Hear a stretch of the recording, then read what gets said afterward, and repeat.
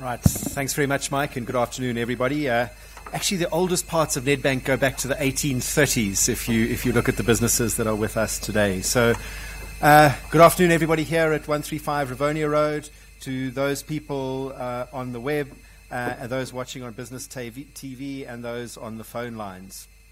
As usual, our presentation format today is going to start with me giving you a high-level overview of the financial results. Then our CFO, Rasibi Marathi, will take you through the detail of those results. Each of our cluster managing executives will talk to their respective business performance, and I'll come back at the end to have a look at the outlook for the rest of 2018 and for the strategy going forward. Right, so before we get into the detail, I'm really going to start with a high-level summary of our first half performance.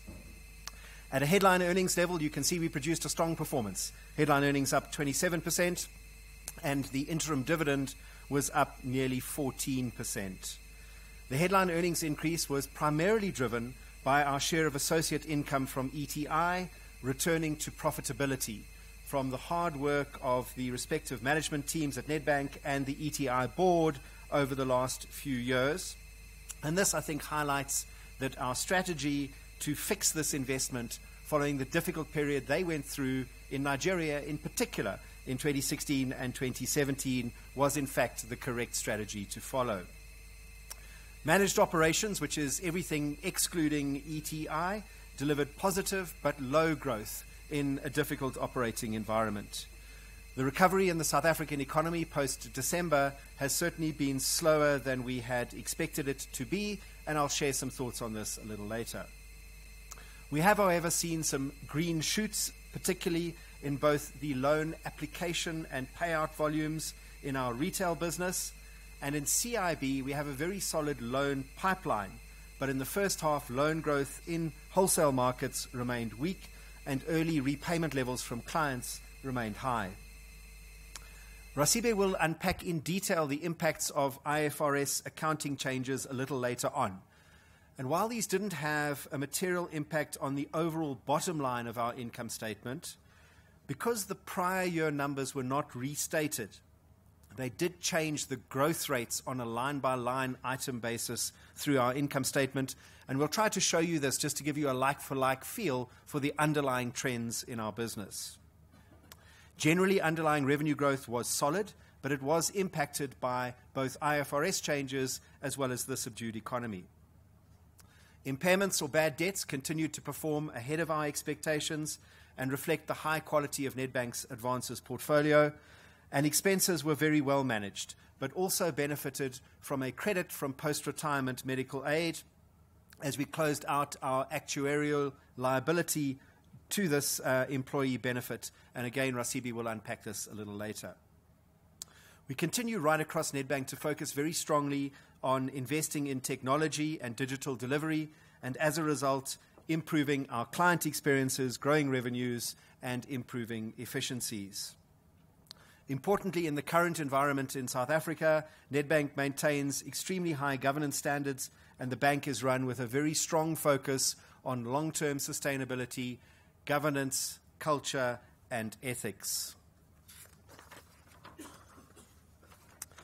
As we think about expectations of green shoots and stronger economic growth in South Africa, I think it's really important to understand that we are currently at the very left-hand side of this slide that you can see here, at the early stages of a complex political and institutional turnaround in South Africa.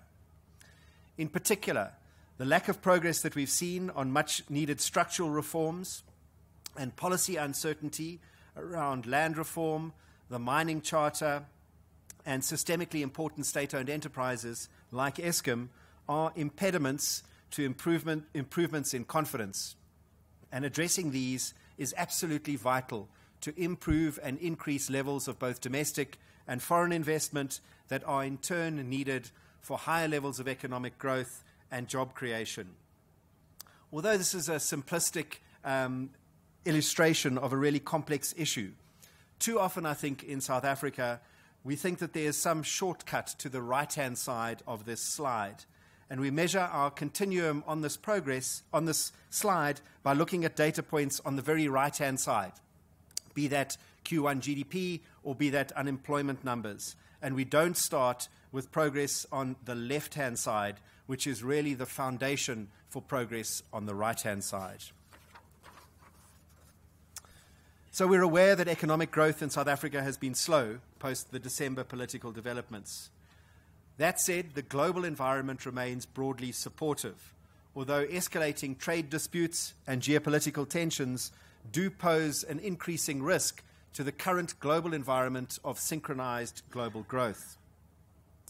Having started the year relatively strongly, recent changes in sentiment have resulted in emerging markets experiencing capital outflows, particularly those that are seen to be slow with structural reforms and those that are running both fiscal and current account deficits.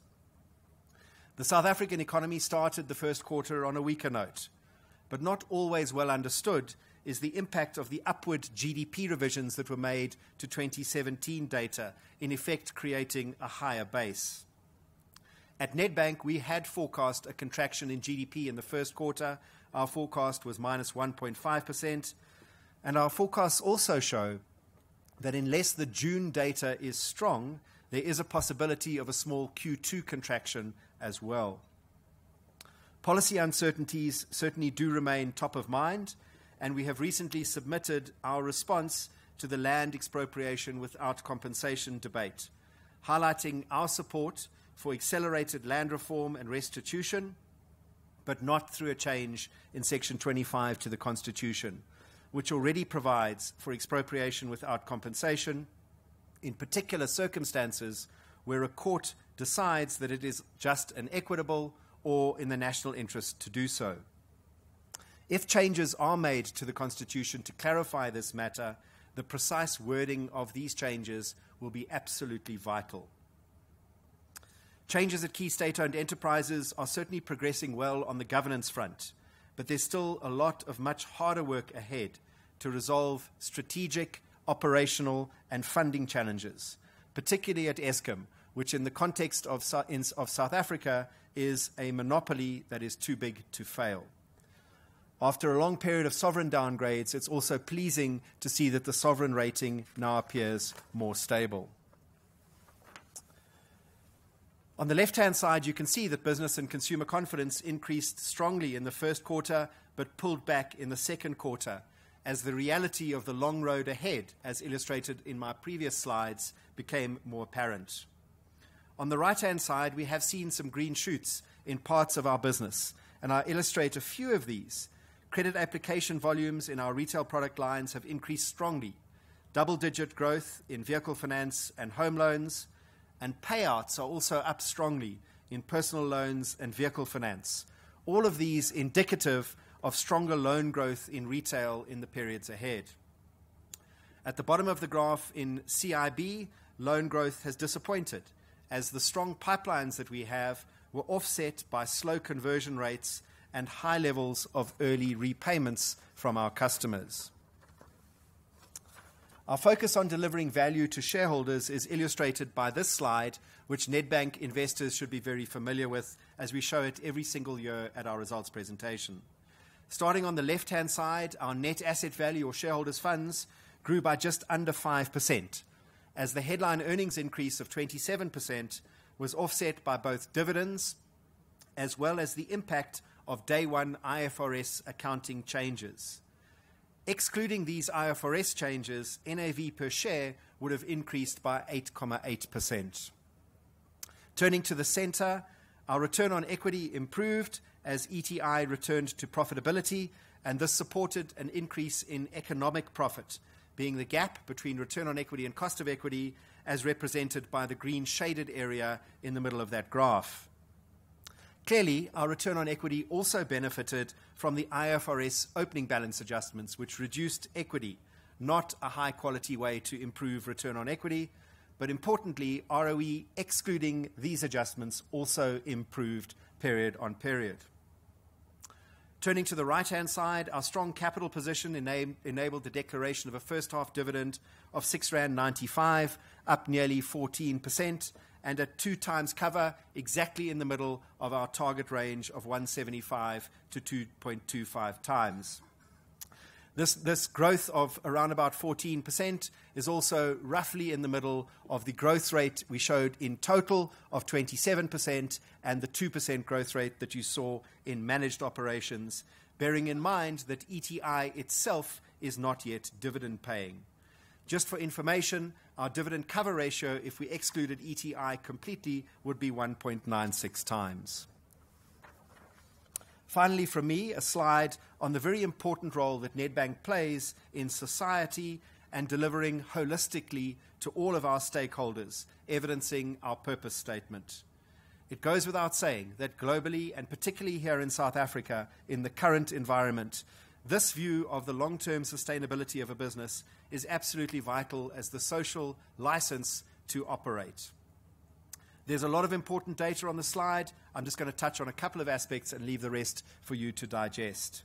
Starting in the top left, on the staff front, we continue to invest in leadership and cultural change programs, and in particular in both retail and group technology, are moving rapidly from historic waterfall development methodologies to agile squads and tribes aligned behind client journeys, something that we refer to as new ways of work. Our workforce also continues to transform to better reflect South Africa's demographics, with nearly 80% of our workforce now black. On the client front, we have remained firmly open for business, with 82 billion rand in new loan payouts. That's up 8% on the equivalent 6-month period last year, and we continue to support and grow our customer base across both retail and CIB, in particular in more digital and self-service ways. And in July, we were asked by the Reserve Bank and the curator to help service more than 17,000 VBS clients after that business was placed in curatorship. We continue to have positive interaction with both shareholders and regulators and remain focused on serving the communities within which we operate, including supporting local business through our procurement initiatives. You can see 75% of our goods and services are procured locally, as well as our interactions with the CEO initiative. In addition, we have remained a Level 2 contributor under the amended FSC codes. I'm now going to hand over to Cibc to take you through the detail of the financials and the drivers. But firstly, just a little bit of housekeeping. For those of you who are following in the hard copies, you'll see that some of the slides in the top right-hand corner say booklet slides. Those are just for your information, so we won't be speaking to them, and you'll need to flip through those to keep up with the presentation. Thank you.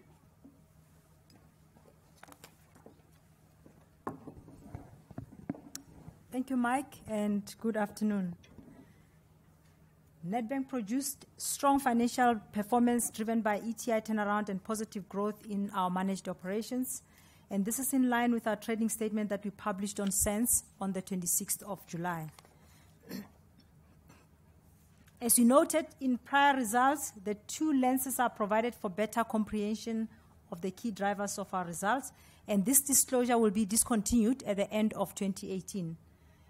Our results, including ETI in the first column, reflects a strong increase in headline earnings with a resultant increase in diluted HEPS at 26% and ROE improving by more than 3%. The tough economic environment and the impairment base in the prior year led to our managed operations growing at a lower rate. Pleasingly, for both group and managed operations, the pre-provisioning operating profit growth was positive, and our economic profit increased by more than 100% to 1.7 billion rands, partly benefiting from reduced cost of equity.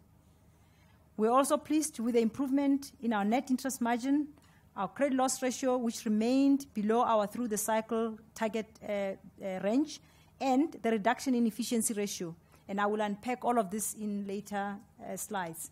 Our strong CET1 ratio supported a 13.9% growth in dividend, which was paid out at 2 times cover on HEPS. The waterfall graph shows that the slow revenue growth and higher impairments were offset by the large 1.3 billion rands change in associate income. In addition, we were pleased with the lower growth on our expenses, noting that this is inclusive of a credit from PRMA, or post-retirement medical aid, which I will discuss in detail a little later. As indicated previously, all costs relating to ETI are allocated to managed operations, as was the case in prior periods. Before we get into the details of our HE drivers, it is important to note that the impact of IFRS accounting changes on the income statement affected literally all the line items. We show this analysis to illustrate the like-for-like underlying performance of our business. In the booklet, we provide more details on the changes, but at a high level, the changes reduced growth levels across NII, NRR, impairments, and expenses, resulting in 77 million rands, or 1.2% impact on our headline earnings for managed operations.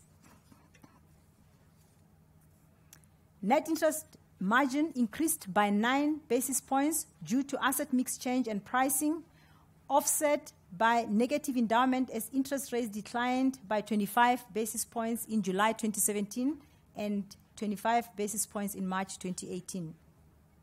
The IFRS changes are net neutral on net interest margin due to the NII changes from suspended interest and from reclassification of the initiation fees respectively. High-quality liquid asset optimization added 2 basis points as we switched from treasury bills to government bonds, and this change also supported our liquidity ratios.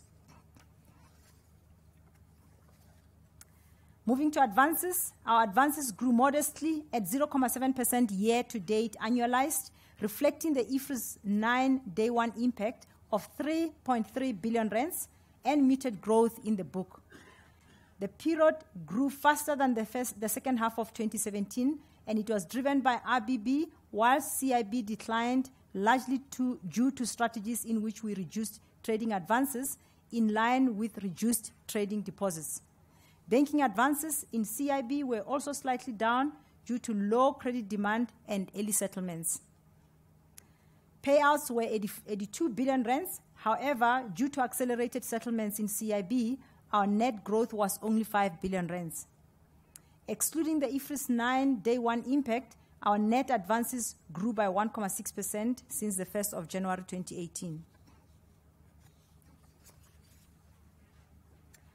Taking a product lens, the wholesale product advances growth was impacted by large repayments, delays in pipeline drawdowns, and competitive pricing in the industry. Notwithstanding this, commercial property grew year-on-year despite shedding some market share, while term loans were down 1.2%, but increased year-to-date as new payouts were offset by the muted environment. Our retail product growth momentum continued, and we grew market share in vehicle finance, in personal loans, and in card, supported by growth in home loans, which was in line with the industry. Other loans are comprised of foreign client lending and other interbank placements, and these products categorized as trading advances declined. Preference shares, also included in this category, was impacted by reduced client appetite. Our deposits grew 5% ahead of advances, improving the group's loan-to-deposit ratio to 89%. Through the active management in the RBB franchise, deposits grew 8.8%, maintaining a strong household deposit market share of 19%. During the 12 months to June 2018, Nedbank successfully reduced its use of more expensive foreign currency funding, which was used in the general rand funding pool, and this was through growth in NCDs, structured deposits, fixed deposits, and current as well as savings accounts. This positive tilt towards more Basel III-friendly RBB deposits and the reduction in the categories that I mentioned contributed positively to ensuring cost-effective regulatory compliance while maintaining a strong balance sheet position. And as a result, our LCR and NSFR were 106% and 113% respectively. NRR grew 4%, reflecting a resilient performance, which was offset by the aforementioned IFRS changes. On the left, our growth in NIR benefited from private equity gains off a low base, insurance income growing compared to a decline in 2017 when we experienced significant weather-related claims, and our trading income growth, which was modest given muted activity levels, particularly in the second quarter of 2018. Commission and fees, which contributes the largest proportion of our NIR, was up 3%.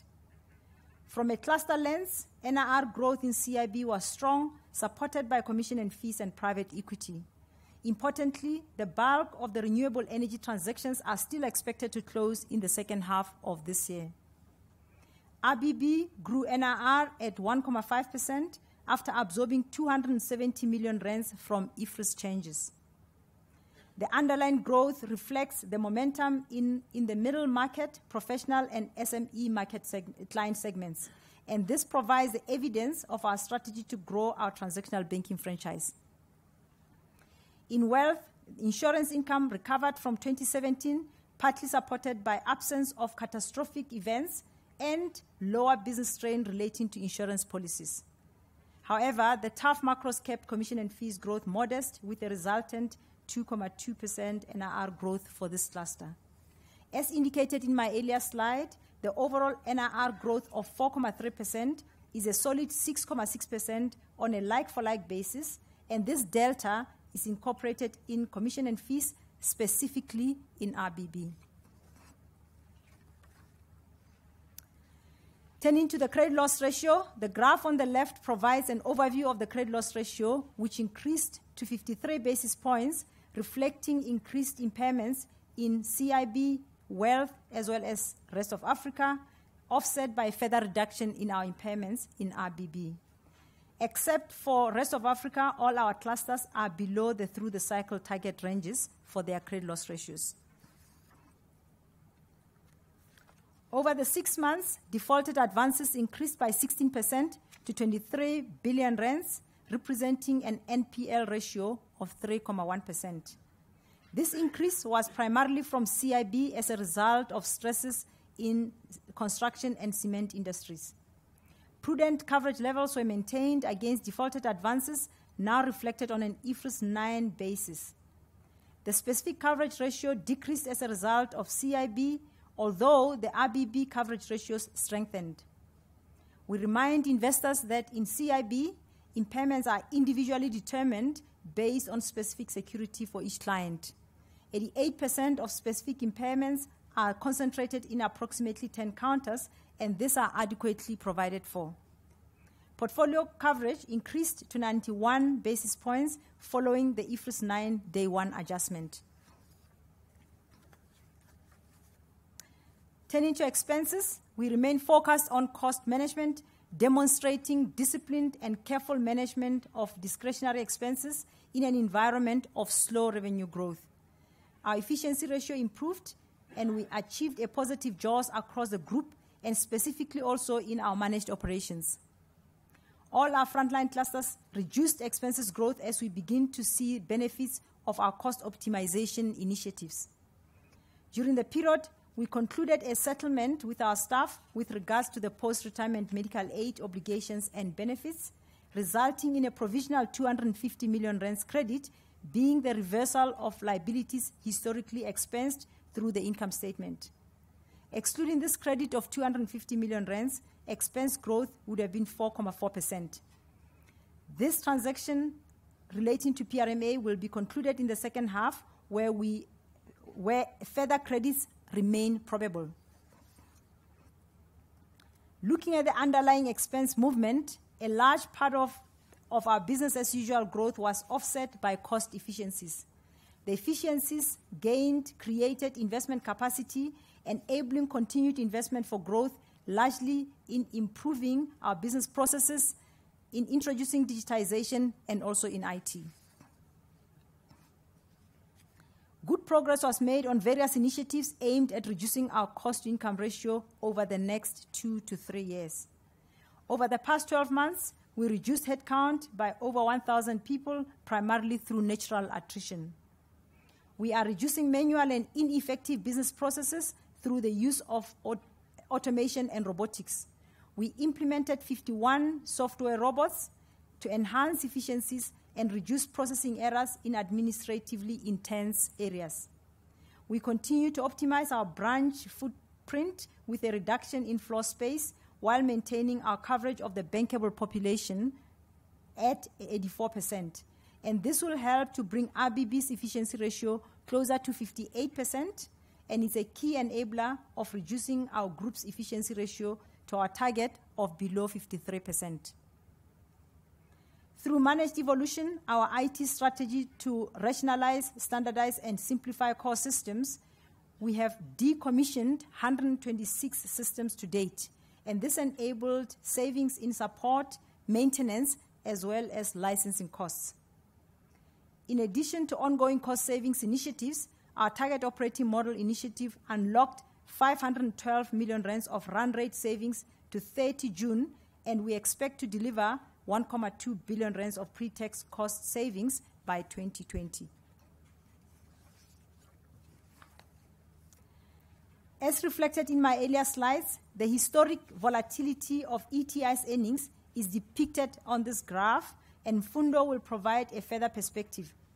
However, ETI's progress is in line with its guidance for 2018, and this supports a rebound in its valuation. As indicated in the center of this graph, the carrying value of our investments since December 2017 was adjusted down by 400 million rands to now 2.9 billion rands, including our share of ETI's transitional IFRS 9 adjustment of $299 million. The market value has been higher than the carrying value in the last 13 months. We monitor the valuation of this investment at each reporting period for inter alia indicators of impairment. As observed since Q1 2017, the persistence of a value in use calculation above carrying value could in future trigger a reversal of all or part of the impairment taken on this asset in December 2016. Our CET1 remains well above the sub-regulatory requirements and towards the top end of our board-approved ratios of a range between 10.5% and 12.5%. The movement in our CET1 ratio was driven by strong capital generation as earnings grew, while we absorbed the IFRS 9 day one impact of a total of 25 basis points, which is fully phased into our capital adequacy ratios in 2018. Our strong capital position and organic capital generation has supported our ability to increase our dividend by 13.9%, and our dividend cover is within our board-approved target range of 1.75 to 2.25 times cover, and is in line with our guidance. From an investment perspective, our dividend yield remains attractive. Let me give you a brief overview of our performance in the clusters before I hand over to the respective managing executives. Our two large clusters, CIB and RBB, continue to deliver growth notwithstanding a difficult first half. Wealth had a subdued 6 months, whilst our rest of Africa subsidiaries grew strongly off a low base, and ETI contributed meaningfully, as discussed before. Finally, the increase from 14% to 17% in our group ROE was driven primarily by ETI returning to profitability, as well as the benefit of the IFRS 9 day one impact. This is also reflected by the slow growth in allocated capital in RBB, notwithstanding good balance sheet growth. In managed operations, ROE declined across most clusters as allocated capital increased, as reflected on the right-hand side. This was driven by multiple factors, including client downgrades in CIB and changes in capital allocation parameters. I thank you and now hand over to Brian, who will take you through CIB's performance.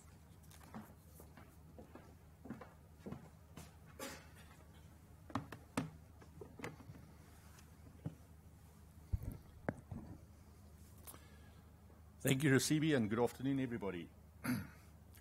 The CIB franchise continues to yield positive returns through its ability to grow revenue and pre-pop in a slow economic environment.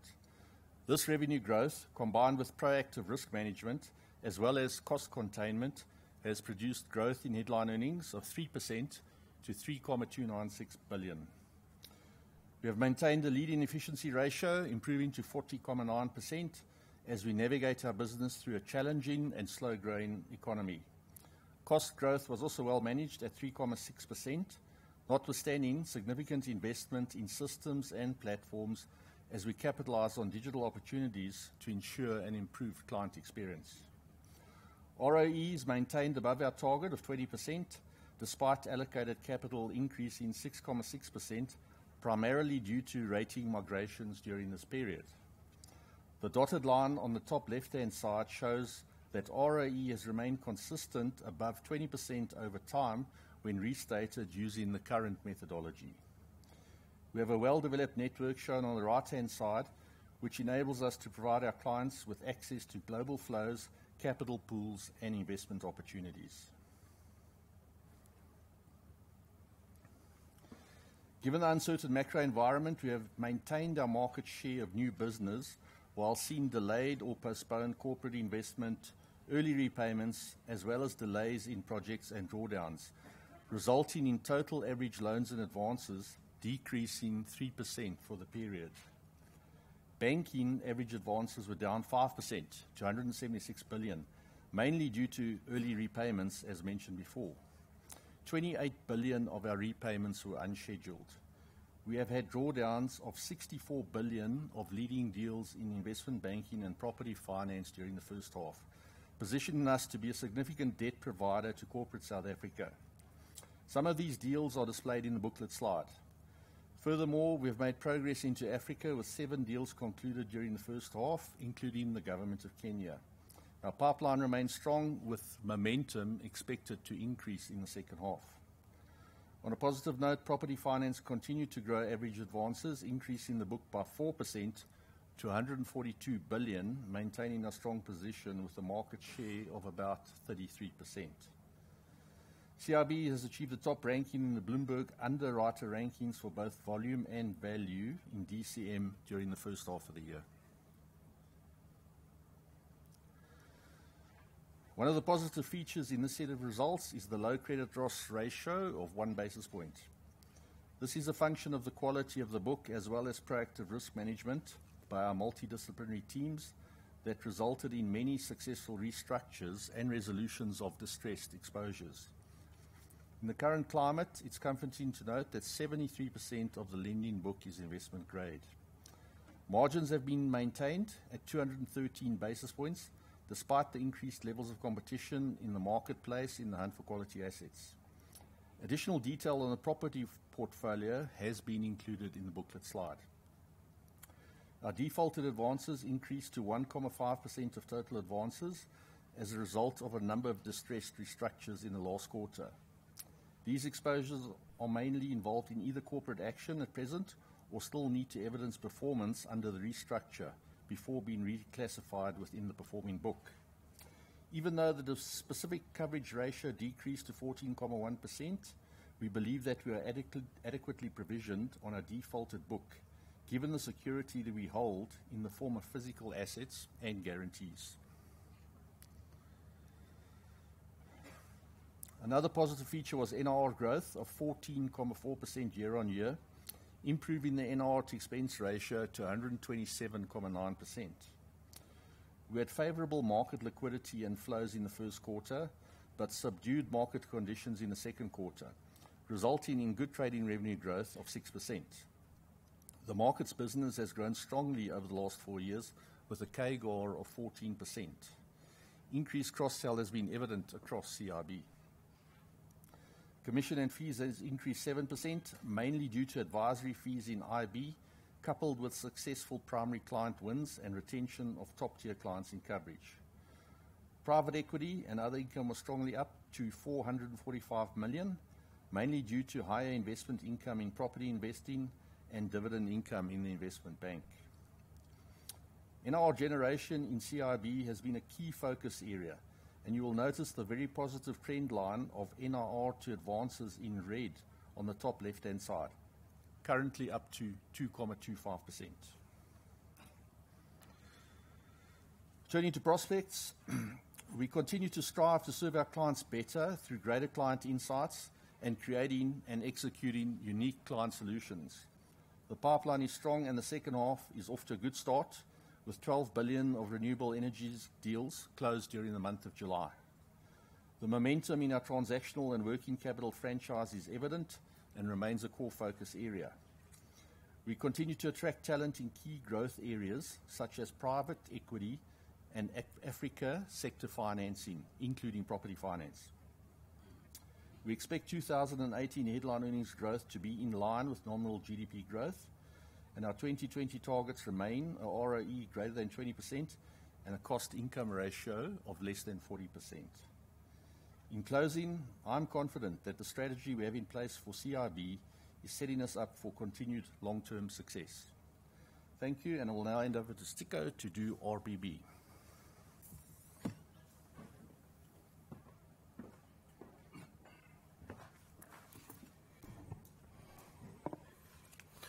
Thank you, Brian, and good afternoon, everyone. Retail and business banking reported earnings growth of 1.5% and maintained ROE at 18.6% in what is an extremely challenging environment. RBB headline earnings have been impacted by IFRS 9 and 15, changes which were introduced in 2018. Adjusted for the impact of these changes, headline earnings increased by 4.5%. NII grew by 3.5%, impacted by margin compression in the deposits business, in spite of pleasing growth in advances and deposits, with average advances growing by 5%, driven by market share gains in MFC, in card, and in personal loans. Our household deposit balances grew by 8.5%, supporting ongoing gains in market share. NIR grew at 6.1% on an IFRS consistent basis, driven by gains in clients. We grew expenses at a judicious 3.7%. This is after including our investment in physical and digital distribution. This modest growth in expenses was achieved through ongoing focus on and on active cost management and efficiencies. The credit loss ratio is at 106 basis points. Adjusted for IFRS, it is 112 basis points. It continues to benefit from our quality book, from our collection efforts, and on our focus on resolutions. Retail banking NIR grew at over 6% if adjusted for the impact of IFRS on our numbers, with strong underlying growth in quality transactional revenue. Total IFRS adjusted transactional NIR is up by 8% on the prior year. This growth is despite the moderate increases in pricing. Growth has been driven by the 2.5% growth in overall main bank clients. It is also worth mentioning that the 2.5% growth level is underpinned by clients who continue to bank with us, but at ever-pressured levels of activity due to the tough macroeconomic environment. Our main bank client numbers continue to grow and are up by 2.5%. They remain impacted by the tough macro environment, which continues to cause existing clients to fall out of our internal definitions of main banked. Most of the client segments have, however, shown growth in the year, with only the youth segment having declined. Pleasingly, in these numbers, it is good to see the robust growth in the middle market segment in our numbers at 9%.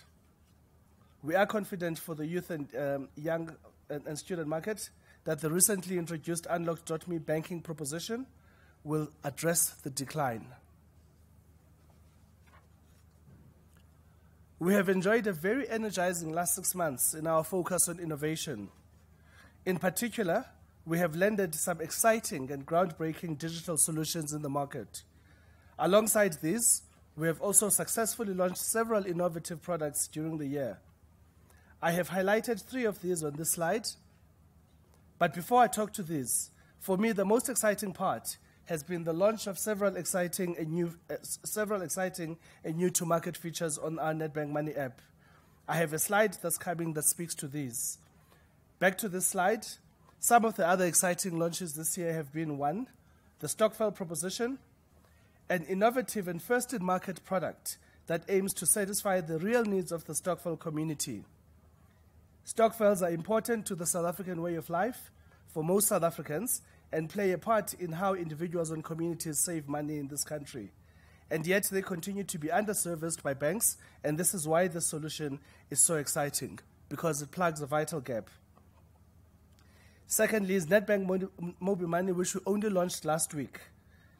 This is a USSD-based payment wallet platform that allows clients to receive and to send money, buy airtime and electricity from a cell phone, and withdraw money at any Nedbank ATM, all without a formal bank account and using nothing more than a simple feature phone. Thirdly, Nedbank Online Banking was relaunched in April of this year and brings all the exciting functionality and user experience of the app to the web. A fourth innovation worth mentioning is the Clever tool, which we use for our frontline staff. Clever is a needs analysis tool designed to assist our staff have comprehensive and relevant conversations with our clients and do so on a consistent basis.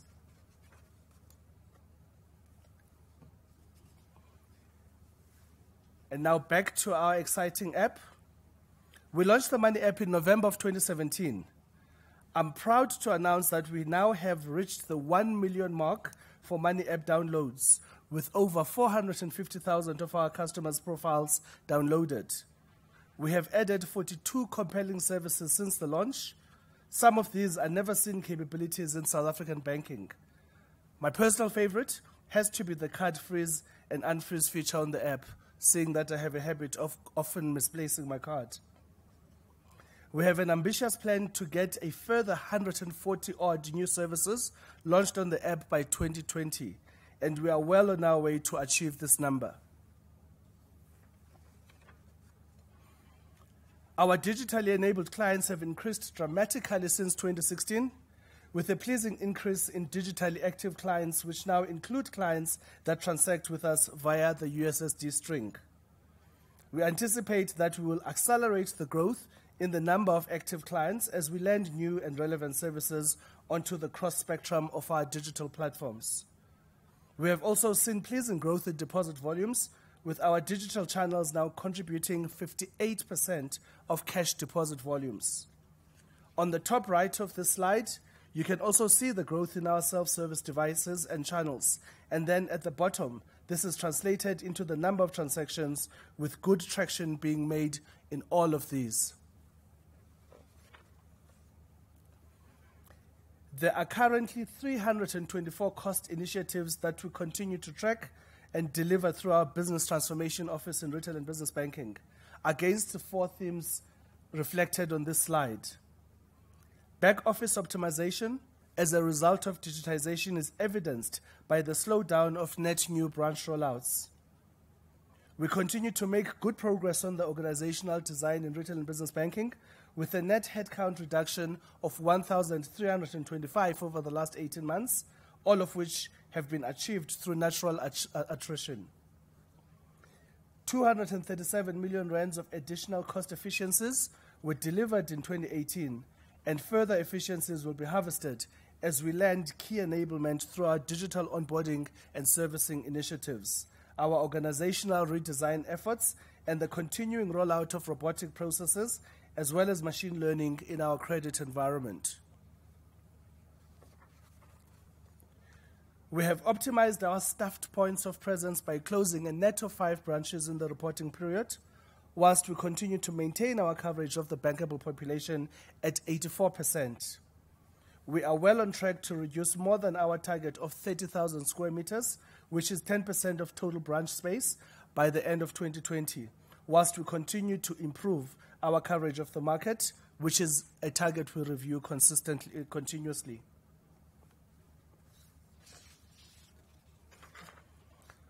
We have set ourselves a target to get to an efficiency ratio of less than 58% by 2020.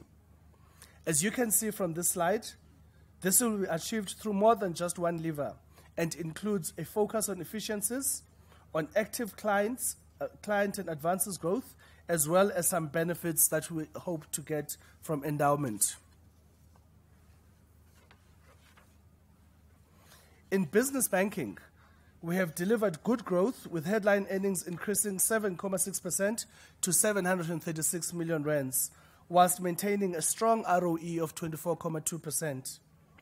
These results have been delivered despite the slow economic growth, which has seen lower levels of business confidence, with owners of businesses delaying key investment decisions as they manage their cash flows more carefully. Notwithstanding these economic factors, average advances growth is up 6.1%, driven largely due to an 18.7% increase in new loan payouts of 11.4 billion rands, coupled with an increase in client drawdowns of existing facilities. And finally, moving on to prospects for the rest of 2018 and beyond. Our focus still remains to grow transactional clients faster than the market through a focus on acquisition, retention, and cross-sell, driven by our now familiar 4 strategic levers. Again, I remind what these are. They are digital first and being first in digital, disruptive CVPs or client value propositions, sales and service excellence, and a loyalty and rewards program. We have added a 5th lever in this reporting period, which speaks to a elevated focus on data as a key strategic enabler. For 2018, our target remains to grow headline earnings in line with nominal GDP. Our 2020 targets of delivering an ROE greater than 20% and a cost-to-income ratio of below 58% remain, and are to be enabled by improved client experience, transactional market share gains, continued quality origination, and operational efficiencies driven in part by increasing adoption of robotic process automation. Thank you very much, ladies and gentlemen, and I'd like to hand over to Ayolanda.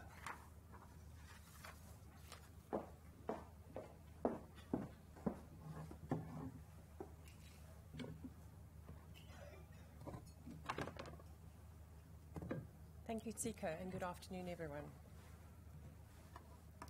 Nedbank Wealth's headline earnings remained steady at 519 million rand, impacted primarily by prevailing economic and market conditions, as well as negative investor sentiment.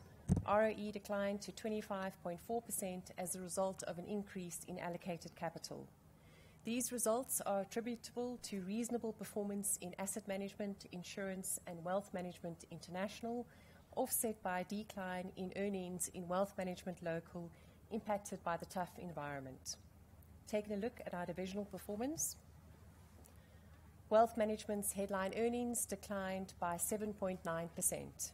A strong international performance was offset by a weaker local performance impacted by lower portfolio management fees and gross commission earned as a result of a difficult economic and market environment. Overall, wealth management had moderate balance sheet growth, with liabilities up 4.3% and advances up 5.5%. An integrated international proposition continues to attract new clients, as well as an increase in net client cash flows, as reflected in the bottom left-hand graph. Nedbank Private Wealth continues to be recognized as a top wealth manager with numerous awards, which demonstrates our commitment to delivering exceptional client experiences. To mention a few, locally, Nedbank Private Wealth won first place for philanthropic advice in the annual Euromoney Private Banking and Wealth Management Survey. The Nedbank Private Wealth app was rated 6th worldwide in My Private Banking Research Review. Internationally, Nedbank Private Wealth won the award for Best UK Private Bank for the 4th consecutive year at the City of London Wealth Management Awards. Turning to asset management. Despite the challenging environment, our asset management business increased its headline earnings by 5.1%. Nedgroup Investments also maintained its top 3 ranking in offshore management companies in SA in the recent Plex Crown Unit Trust survey, and is ranked 4th largest local and 3rd largest offshore unit trust manager in SA. The negative investor sentiment put pressure on the industry in the first half of the year, resulting in net outflows of 3 billion rand, however, still achieving good AUM growth of 6.4% to 314.2 billion rand.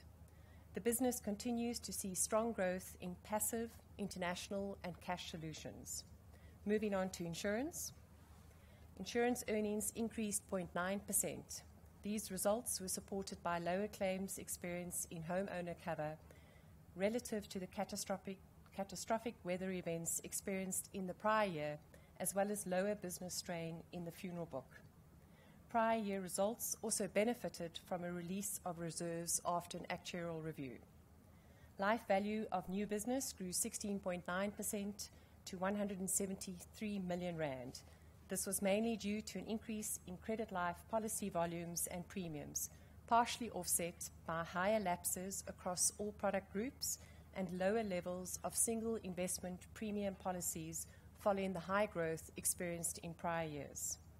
Non-life insurance gross written premiums grew marginally by 1.5% to 616 million rand, and life embedded value decreased by 4.3% to 2.7 billion rand after taking into account a dividend payment. Taking a look at recent developments to enhance client experience, we have continued to focus on developing innovative market-leading solutions to enhance our client experiences. In wealth management, the Nedbank Private Wealth app is frequently updated with enhancements to include new features and functionalities in order to maintain its gold standard. Nedgroup Investments has continued to improve its chatbot Eva and recently won the FT Banker Magazine Tech Project Award in the AI and robotics category for its robo-advice solution. We have made significant strides towards digitizing business processes and recently improved the onboarding process to be completely paperless and can be done in under 3 minutes. And finally, in insurance, recent improvements in our chatbot Nick include a live agent service functionality and funeral quoting capabilities. Our Giza telemetry pilot has been successful and will be now increased to 500 users. Insurance has also completed a key phase in the journey of implementing the single policy administration system for both life and non-life insurance. This initiative supports our vision of building a more effective operating environment while enhancing our ability to deliver better client experience. And finally, turning to prospects. We anticipate the second half of the year to remain challenging with continued lower investor confidence. We will continue to improve on client experience through digital innovation and enhanced value propositions. A top priority remains providing long-term performance in investments and driving market share across all of our offerings. And lastly, we will continue to explore new opportunities for growth and deepen collaboration within the group. For the remainder of 2018, we anticipate headline earnings in line with nominal GDP, dependent on market and investor sentiment. And our 2020 targets remain ambitious with ROE of more than 30% and a cost-to-income ratio of less than 60. It now gives me pleasure to hand over to Mfundo.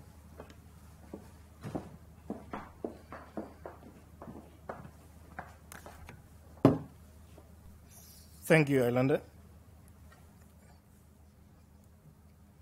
Rest of Africa delivered strong growth in headline earnings, turning around a loss of 1.1 billion rand in H1 of 2017 to positive earnings of 245 million rand in H1 of 2018. Pre-provisioning operating profit increased by 41% to 255 million rand. The improvement in performance was driven by a turnaround in ETI, which has now recorded 6 consecutive quarters of profitability, and revenue uplift in our SADC subsidiaries that was partially offset by a higher impairment charge with a credit loss ratio of 109 basis points, falling outside the upper band of the target range. Allocated economic capital increased by 19%, well ahead of growth in advances, driven in part by the ratings of sovereign assets in our models. This resulted in an ROE of 7.6%, an improvement on the negative ROE of 32.4% in H1 of 2017, but still well below our target of greater than cost of equity. Our SADC business operations grew earnings by 59% to 111 million rand. Average advances were up 3.7% in an environment of subdued economic growth, with excess liquidity invested in sovereign assets. Average deposits declined by 2.2% due to selective origination of liabilities and foreign currency liquidity shortages in Zimbabwe and Mozambique. Net interest margin widened by 53 basis points to 7.62%, reflecting the pricing benefits of investing in higher interest earning treasury bills. This resulted in NII growth of 7%.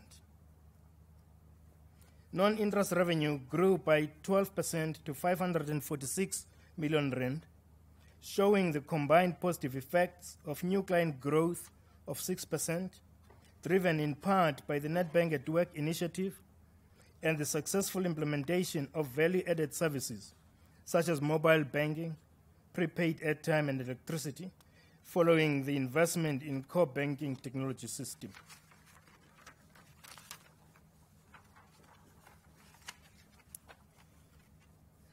In SADC, we've also focused on growing our revenues while containing costs, with operating income increasing at 7.1% ahead of the 4% growth in costs. We made good progress in growing client numbers, lifting by 6% to underpin the growth in non-interest revenues. As part of the digital delivery, mobile app transactions increased by 146%, and point-of-sale devices deployed in the market were up 65%. On the cost side, we optimized the headcount, with staff numbers growing by 3.6%. The number of branches and ATMs grew by 8% and 14% respectively, as we right-sized our distribution infrastructure. On delivering improved client experiences, in Lesotho and Malawi, as in other geographies, we delivered value-added services such as prepaid airtime and electricity solutions to provide convenience to clients. In Zimbabwe, we rebranded our business to Nedbank and benefited in client growth as we experienced flight to quality.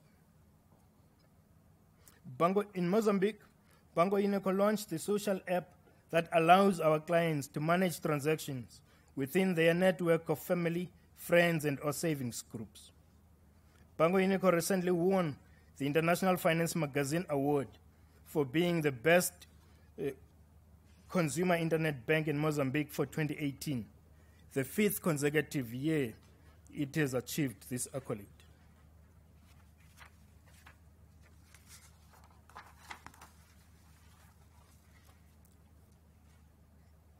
In support of client focus initiatives and to improve business capabilities, in March of this year, we completed the implementation of the FlexCube core banking project when we delivered the system in Zimbabwe, the last of 5 countries to do so.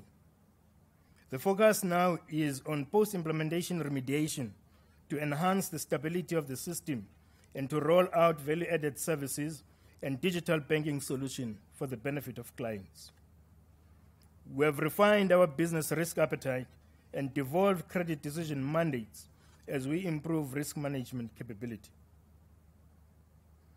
Automated client onboarding is reducing the time it takes to onboard new clients as customer processes and client convenience improve.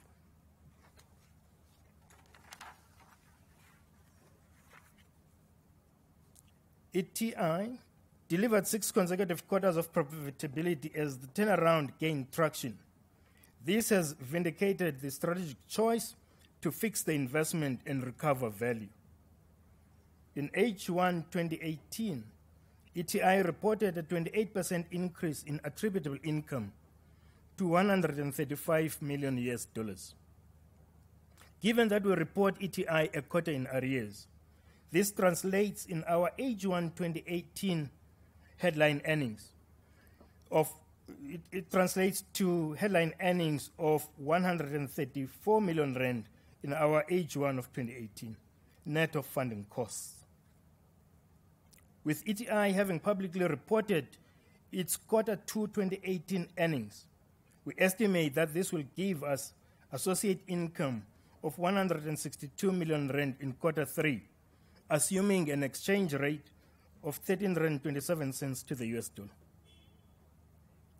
This performance was driven largely by a 35% drop in impairments as credit risk management improved. The advances book slowed by 7%. However, the non-performing loans remained elevated at 9.6%, underscoring the persistent challenges in collections and recoveries. Customer deposits grew by 12%, and NII was up 3% as interest rates declined in both Ghana and Nigeria.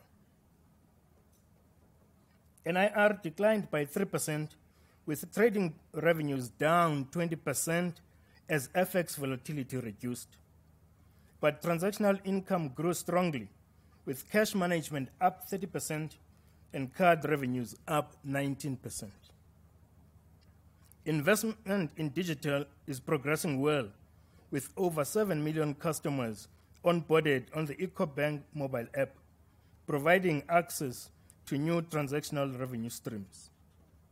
Costs were well managed, growing only by 2%.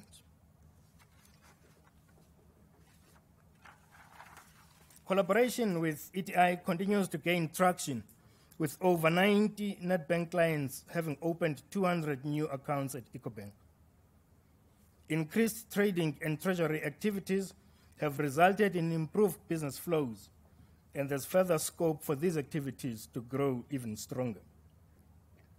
More recently, we've partnered with EcoBank to launch an integrated cross-border remittance transfer solution that allows Nedbank Money app users to transfer money to an EcoBank account in 33 countries. In the coming phases, we'll be expanding the remittance transfer solution across all our subsidiaries in SADC. Nedbank Private Wealth has started work with EcoBank on a financial planning initiative. Nigeria was the first country selected for developing a financial planning business and for referral to Nedbank of clients in existing EcoBank territories. This will be expanded into Ghana, Cote d'Ivoire, and Senegal in the second half of the year. Turning to prospects. The IMF has forecast that GDP in sub-Saharan Africa will rise to 3.3% in 2018 from 2.9% in 2017. But high debt levels and currency depreciation pose threats to recovery. Looking ahead, the prospects for the rest of Africa are positive, and we should sustain the momentum in business performance for the rest of the year. In the SADC businesses, we will continue to improve client experience and provide optimal solutions delivered through a digitally driven, fit-for-purpose operating model. We will continue to upgrade operational risk controls and regulatory compliance to underline the sustainability of improving business performance. In our engagement with ETI, the focus will be to support the board in driving the strategic agenda and work with management to leverage the investment by unlocking opportunities to increase business flows. The turnaround in our Rest of Africa franchise is well underway, and the business will be a material contributor to the group's full-year earnings growth in 2018. Our business performance in Africa is on track to provide us with earnings growth and income diversification. We remain committed to achieving our 2020 targets of returns greater than the cost of equity and a cost-to-income ratio of less than or equal to 60%. Thank you, and turn back to Mike.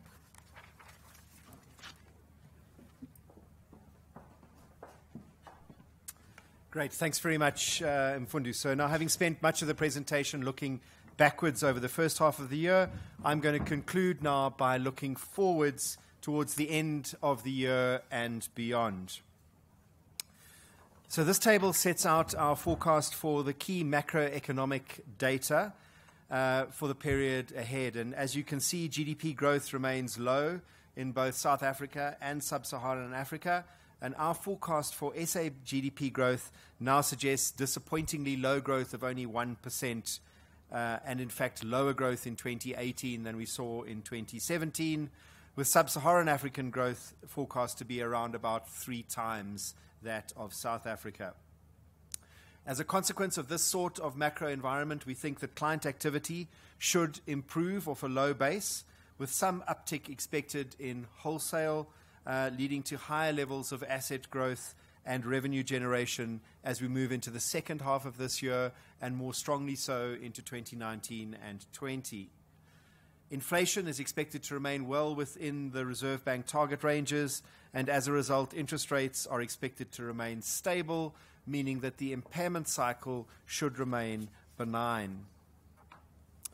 On the strategy front, our central focus at the top of this slide is on creating great client experiences and, as a consequence, growing our client base faster than the market.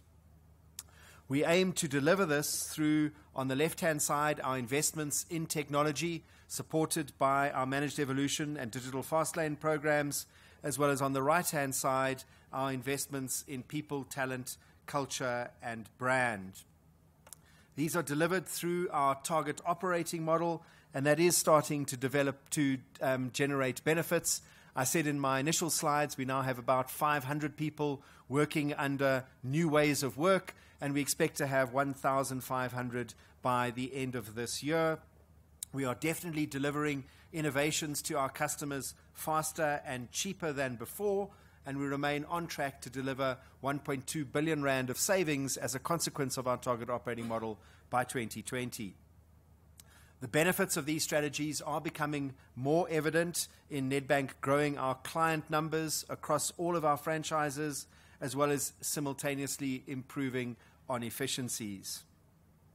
At our 2017 results announcement, we announced that these strategic enablers should assist us to deliver our 2020 financial targets of a return on equity excluding goodwill greater than 18% and a cost-to-income ratio of less than 53%. In each of the presentations you've heard from our cluster managing executives, they've touched on what's been delivered on the client experience front. So right at the top of this slide in the last 6 months. And on the right-hand side, you can see a number of exciting developments that we have planned to release in the second half of this year to ensure that we continue to accelerate our client growth. Turning now to the Old Mutual managed separation process, the strategy of Old Mutual PLC that was announced in March 2016. So following the delisting of Old Mutual PLC, Old Mutual Limited, or OML as I'll refer to it, successfully listed on the Johannesburg Stock Exchange as a primary listing and the London Stock Exchange as a secondary listing on the 26th of June this year.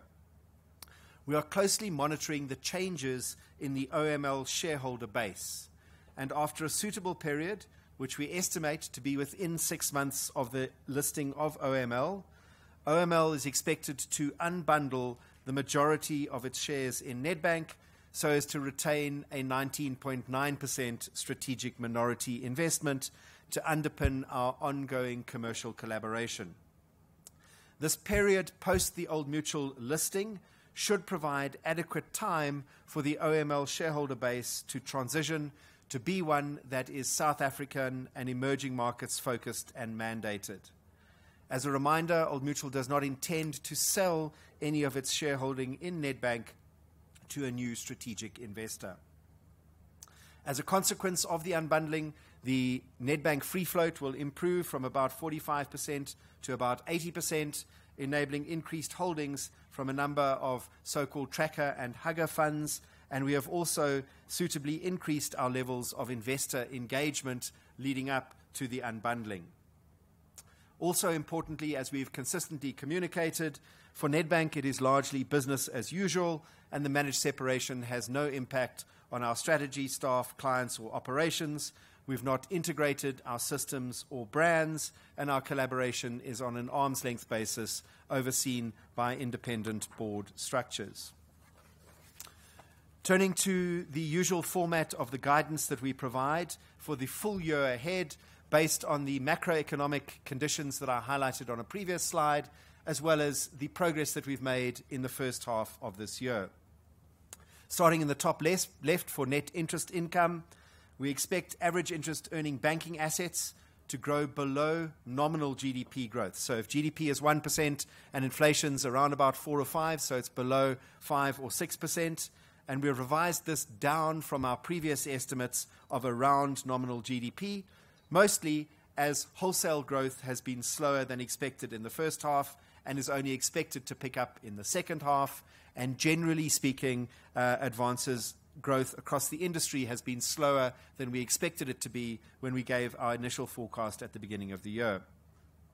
We continue to expect a slight increase in the net interest margin from the 2017 levels, from both a favorable asset mix as retail grows faster than wholesale, as well as improvements in funding costs, and this is no change to the guidance that we gave at the beginning of the year. On the credit loss ratio, we have a high-quality advances portfolio, and while we do expect there to be a gradual increase in our credit loss ratio from these low levels, we now expect that for the full year, it will remain below the bottom end of our target range of 60 to 100 basis points, and this is a better outcome than we had previously anticipated. On non-interest revenue, we expect growth above mid-single digits, and there's no change to that guidance. On associate income, as we saw in the first half, the turnaround in ETI from their 2017 base continues to be the largest contributor to earnings growth.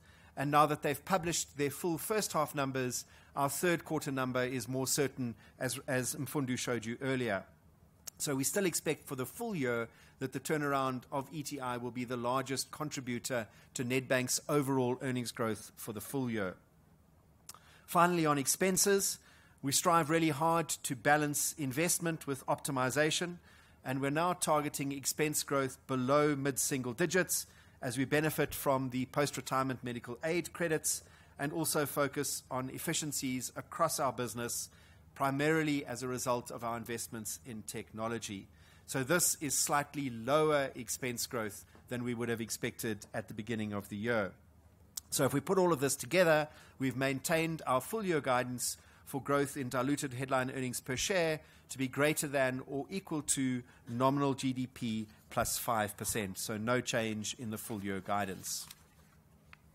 In conclusion, we do believe that Nedbank offers an attractive investment opportunity as we grow and make progress in building a bank that is more client-focused, more digital, more agile, and more competitive. We are well placed to benefit from the economic turnaround underway in South Africa and the rest of Africa, even if these are slower than we would like them to be.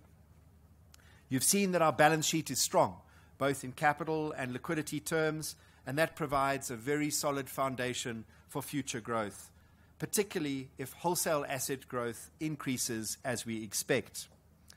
The closing of the round 4 of the renewable energy deals, which took place in July and August, is a really good start to the second half, and Nedbank's earnings and returns should also continue to benefit from the ongoing turnaround in ETI. As you've heard from all of our cluster managing executives, we have growing franchises, we've improved market share in most of them, and we have clear strategy and plans in place focusing on customer experiences enabled by technology and people. Ongoing delivery against these strategy and plans, we believe, means that we remain on track to deliver our 2020 targets in terms of both return on equity and the cost-to-income ratio. Our foundations at Nedbank, together with the hard work of our 30,000 people to support our customers, should deliver ongoing shareholder value creation, both during and after the managed separation from Old Mutual is completed in the upcoming months. So just finally, before we move to questions and answers, I'd like to specifically congratulate Rasibi Marathi and the finance teams across the bank on 2 first-place reporting awards that we run recently for the quality of our financial reporting, and we hope that you enjoy the really thick booklet that we've left with you. The Investment Analyst Society, Mike, so that's from your guys. We won first place for financial reporting in the banking category. And then last week from Ernst & Young, we were placed first in the integrated report category for 2017.